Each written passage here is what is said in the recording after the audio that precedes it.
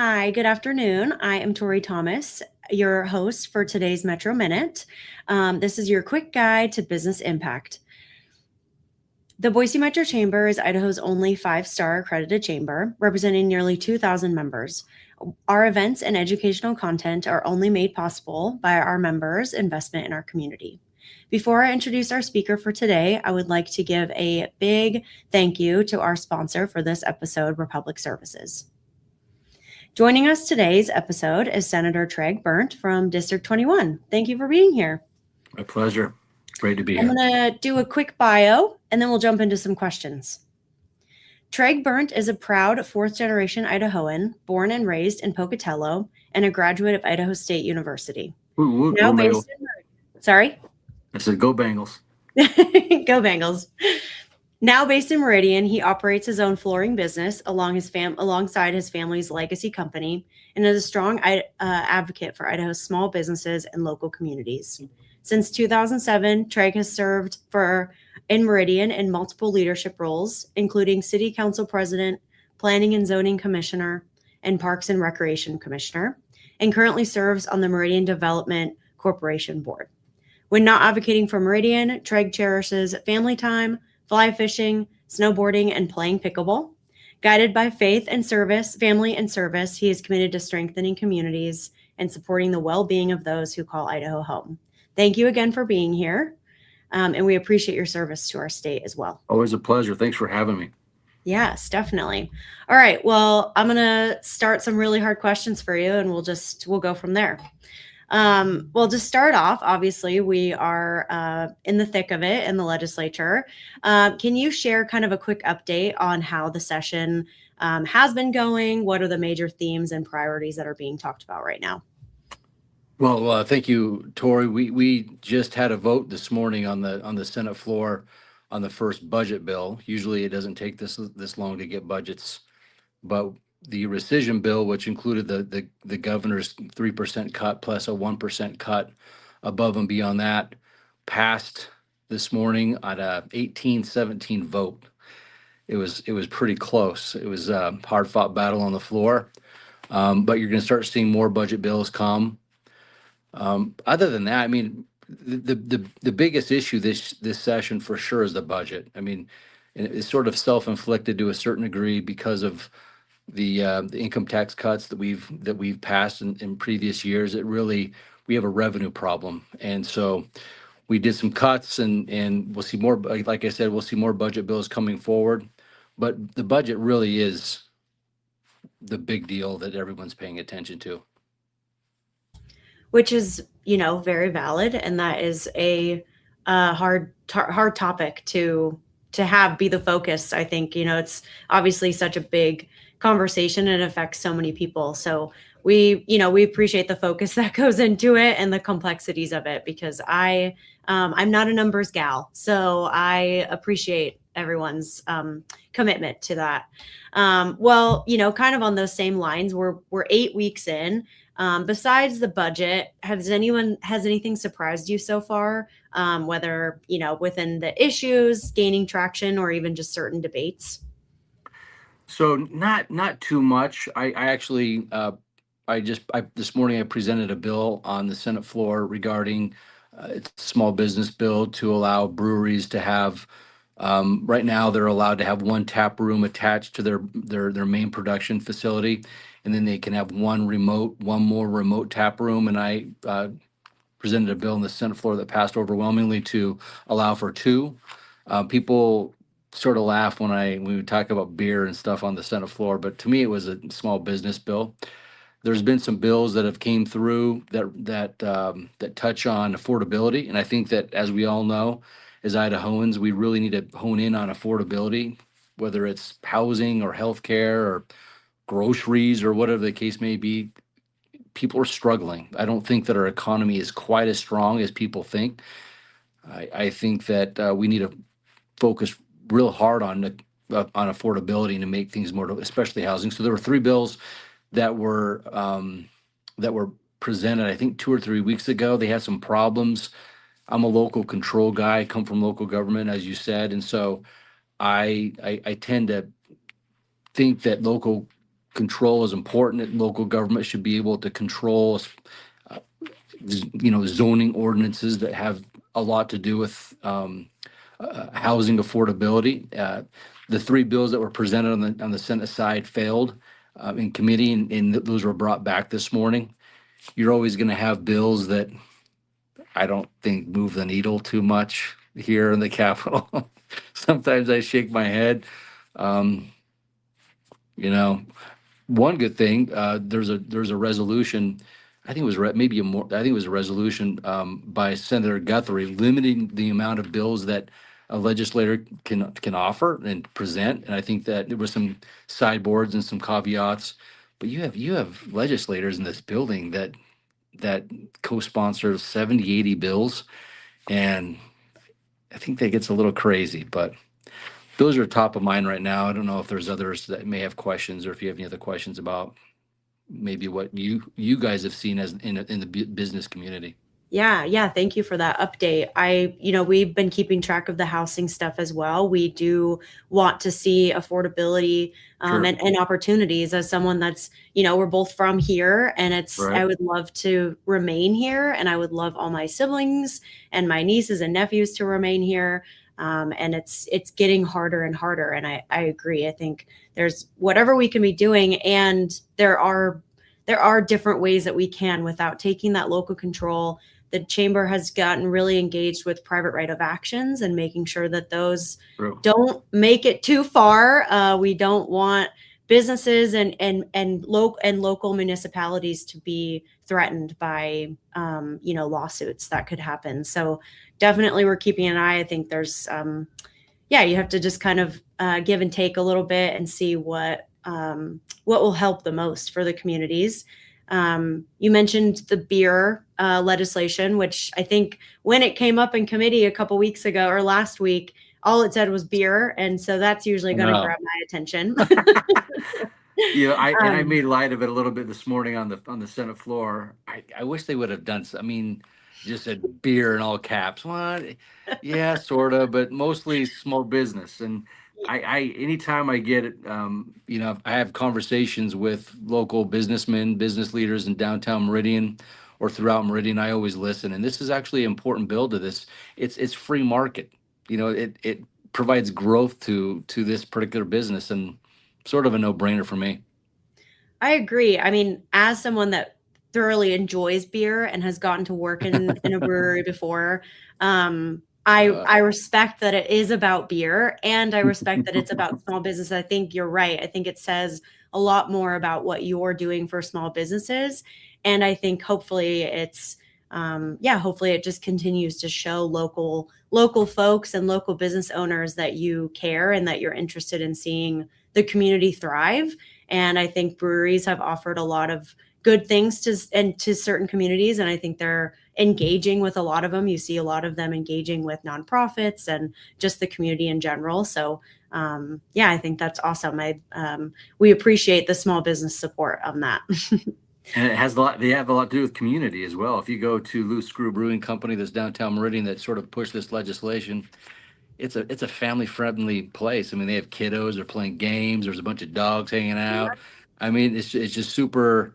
It's just super super friendly. And anytime I can help expand local businesses and help them thrive, I'm first in line every time. Yeah. Well, and not to continue talking about it. I mean, I could talk about beer all day, but my fiance and I met at a brewery. So Really? it adds to the community aspect to it. So 1000%. yeah, we're huge supporters of that. So, Good. well, you do a lot for the legislature. You serve on the Senate State Affairs, you serve on Commerce and Human Resources, and the local government taxation, all three of those committees. So this is kind of a big question, but what have you been seeing? What are you hoping to see come forward regarding those committees and local control, workforce, infrastructure, stuff like that? I've always been a huge advocate for workforce. I think that we obviously need to make sure that and the main topic of this conversation seems to be affordability, but that's what the local workforce needs. We want our local, workforce to stay. We want them to work. We want them to stay local here in Idaho. One of the things that I've always pushed and supported is career technical education that really prepares these youngsters for in demand careers. I think that there's nothing more important that the state can invest in other than career technical education, because if you're a small business owner and you're needing a qualified workforce, there's no other there's not a better way in which we can accomplish that than by making sure that they're prepared through career technical education. So that's one thing that I've always focused on, and and we got to make things more affordable, and hopefully these housing bills they've redone them, and hopefully they'll make a difference. So I think we hear them probably within the next 2 or 3 days. This morning in State Affairs, we had like 14 RSs, so it's certainly not slowing down. It's from across the board, whatever the case may be. But we answered your question about workforce. I think preparing students out of high school with career technical education is a thing through launch. I'm sure we're all familiar with that, can really make a big difference. Yes, I agree. I think obviously the chamber has been a huge supporter of Idaho Launch, and we've seen it's so cool to start seeing that data come out and to start seeing more and more kids feel like that's an option for them, and to create kind of just opening those doors to keep Idaho kids here. I know when I was in high school, that was not obviously if that was an option, I think so many doors could have been open. And so I'm really grateful to see that. And I hope that, remains. I hope that can remain to be such a great option for Idaho kids. I think that it really is a priority for the governor. It's probably his number one priority, and I've always supported it and will continue to do so. Yeah. I love that. Well, obviously we're chatting about workforce and affordability, and our region is just continuing to grow. From your perspective at the Statehouse, what policy decisions do you think are directly impacting Meridian, Boise, Nampa, and kind of the broader Treasure Valley area? I think, as Idaho grows, again, we spoke about workforce and career technical education, but another thing that growth affects is transportation. And so we need to continue to invest in transportation infrastructure.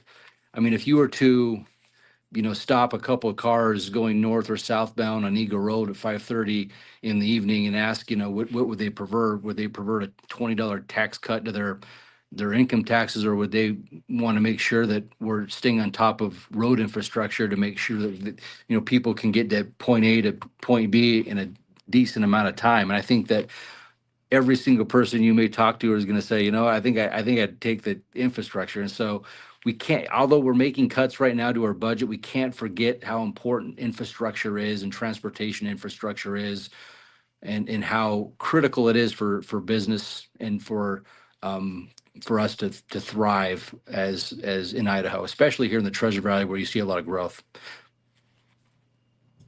It is unbelievable seeing how much it's grown over the years. I grew up in West Boise, and there was just a bunch of I'm sure people say that all the time, but endless fields and just open roads. And now if it takes me longer than 10 minutes to get anywhere, I'm like, oh, this is so frustrating. But I think there's been a lot of good being done. And I think there's so much more opportunity to continue seeing that. And I agree with you. I think that's so true. I think a lot of people would really appreciate a better commute, better infrastructure, and then even safety. There's so much going on that people are just so frustrated to get home, and they kind of just forget that other people are on the road sometimes. And I'm definitely guilty of that as well. You got to get off the phones, people. Got to get off your phones. Yeah, it's so stressful to even be on your phone. I mean, just turn something on, turn a podcast on, turn a little music on, and just enjoy the ride. Completely agree with you. Well, kind of as we wrap up a little bit, you think you've brought up a ton of great topics. So thank you so much for the work that you continue to do. You obviously are doing so much for Meridian, but then also just for the state in general. So we really appreciate you. As the session continues and maybe slowly starts to fade out for another year, is there any issue that you're particularly focused on, or an outcome that you'd like to see happen before the end of the session? I think that, one of the biggest topics that will be upcoming, we've seen a couple of bills in Senate State Affairs that have passed and going over to the House that have to do with immigration. And I think that as we go forward, we need to make sure that we're thoughtful in regard to this issue.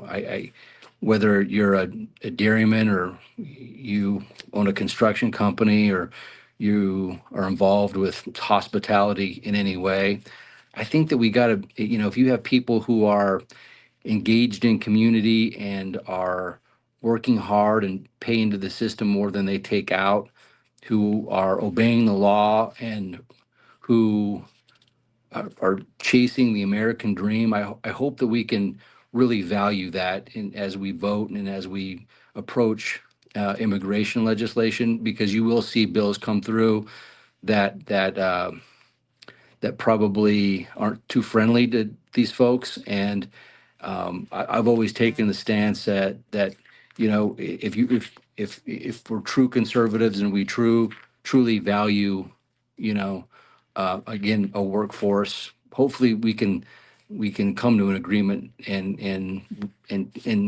thoughtfully tackle this issue.